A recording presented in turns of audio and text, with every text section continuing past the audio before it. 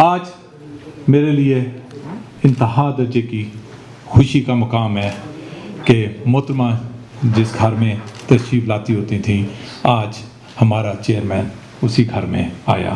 I do welcome you.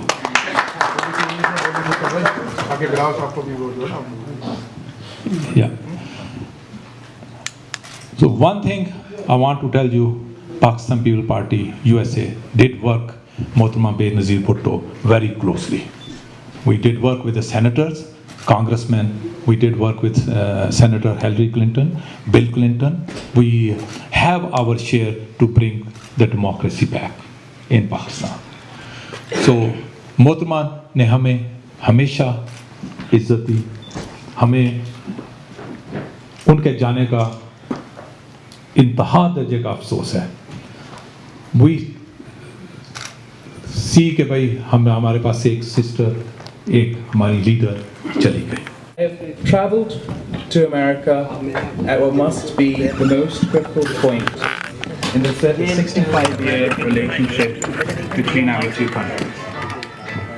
For 1 year, our countries have weathered a series of crises that have tested our partnership. The unilateral action in Ahmedabad made many in Pakistan question whether the United States considered us allies in our common war against terrorism and extremism. The Raymond Davis fiasco made many in our country question the role and authority of CIA activities in Pakistan. The continuing unilateral US drone attacks in Pakistan is a consistent irritant to public opinion, both as a clear violation of our sovereignty and the toll of the collateral damage and innocent civilian lives lost. These illegal strikes that violate international law and even the US own domestic War Powers Act must end.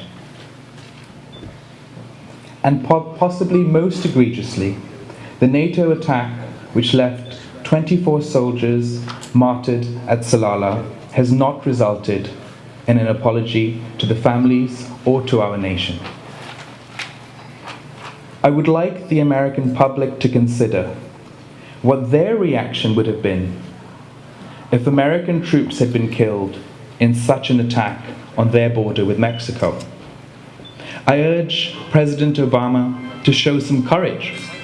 I understand he is running for re-election, but if he is the same man who inspired the world with his message of hope and change, then the future of the NATO mission in Afghanistan should be more important than poll numbers. Pakistan deserves an apology. It is ludicrous to keep demanding Pakistan do more under these circumstances. Over 4,000 Pakistani troops have been martyred in this war. This is more than all the NATO forces' casualties combined. It is time for the United States to do more. It is truly a moment of tension and re-examination. We are at a crossroads. The future of the bilateral relationship could well determine the success of moderation over extremism in South and Central Asia. It is important, therefore, that I am with you tonight. Today, I proudly attended the ceremony where the documentary Bhuto received the prestigious Peabody Award, the most coveted honor in electronic journalism anywhere in the world. When Mark accepted the award, he said, "I accept this honor for the bravest woman I have ever known, Benazir, and for all who died fighting for democracy." And then, to all assembled, he said, "G.A. Bhutto." My mother lived and died fighting for democracy, for human rights, for women's rights, for moderation against extremism, for modernity against ignorance, for the future better than any of the pasts we've ever known. That is why I am in America today, to do everything in my power to bring Pakistan and the United States on track so that we can jointly achieve my mother's dream.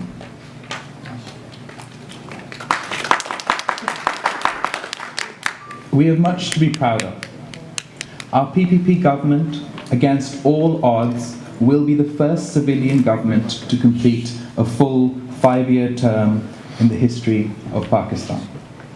Our government, under the leadership of President Zardari and Prime Minister Gilani, has accomplished what no other government could do in 40 years. We have restored our 1973 constitution. Our Benazir Income Support Program has infused capital into our rural areas, targeting microloans to women of Pakistan. It has served the dual goals of women's empowerment and poverty alleviation. It has lifted 6 million families out of poverty. We have dramatically reduced inflation from 25% in 2008 to, I believe it is 11% at the moment. We have met head-on our energy and agricultural crisis and now turned the economic corner. We have created rights of our mothers, our sisters, and our daughters than all the governments of Pakistan's past combined, from safeguards against domestic violence and abuse to property rights. We have much to be proud of, but also a lot is left to be done. Ours is a proud nation that has fiercely resisted the terrorist menace and paid a mind-boggling price. Over 37,000 civilians dead, more than 6,300 police and soldiers cut down, and the assassination of our greatest leader, one of the greatest leaders in the world, Shaheed Mohtarma Benazir Bhutto, my beloved mother. No nation has paid a greater price for our freedom. We have not come this far to fail. This is my message to you. This is my message to the people of America. G.A. Bhutto. This, unfortunately, this issue has been distorted, manipulated by various people for various objectives. And it is my intent, my hope, and my determination that for the first time we will catch and we will present to the public the people responsible for political assassination in Pakistan. Rehman Malik had presented the report to the Sindh Assembly, and I believe that has been made public as well. In that report, it states the names of those involved. I think it goes as far as people who even financed it. Some people have been killed already. The others, everybody else who's been involved and alive is in prison and is facing the charges. There's only one man left who is not yet in prison, but there's a red warrant pending for his arrest, and that is Pervez Musharraf. But I also want to caution that the people involved in this, and maybe not even the people involved, there's an attempt to divide my party on Shaheed Mohtarma's assassination. They want to blur the lines of the truth and try and point blames internally within my own party. And as the United Nations report said, we're a political party. We did our best, and we don't have the mechanism to secure the security of Shaheed Bibi. That responsibility lay with Musharraf's government, and he provided, obviously, inadequate security that was not at the same level of a former prime minister of a country. Other former prime ministers who were his allies received more security, even though they had nowhere near the amount of threat. And it's my belief that he knowingly sabotaged her security, knowing that this threat was going to take place. But back and say that Rehman Malik and Babar Awan's driver drove away and therefore this is all attempts to divide us. These are all attempts to confuse us. We know that the real murders of Shaheed Mohtarma Benazir Bhutto are Islamic extremism and dictatorship in the form of Ayatollah Masood and the Taliban and the dictatorship of General Pervez Musharraf. Why did Mr. Zardari allow General Musharraf to leave the country so easily when he could have stopped it? Well, he's the one we know there is squarely to be blamed. Asif Zardari was chairman of the Pakistan People's Party. Asif Zardari was the chairman of Pakistan People's Party when Musharraf left the country. Yeah. He wasn't the president. And Just a quick question. You are the third generation of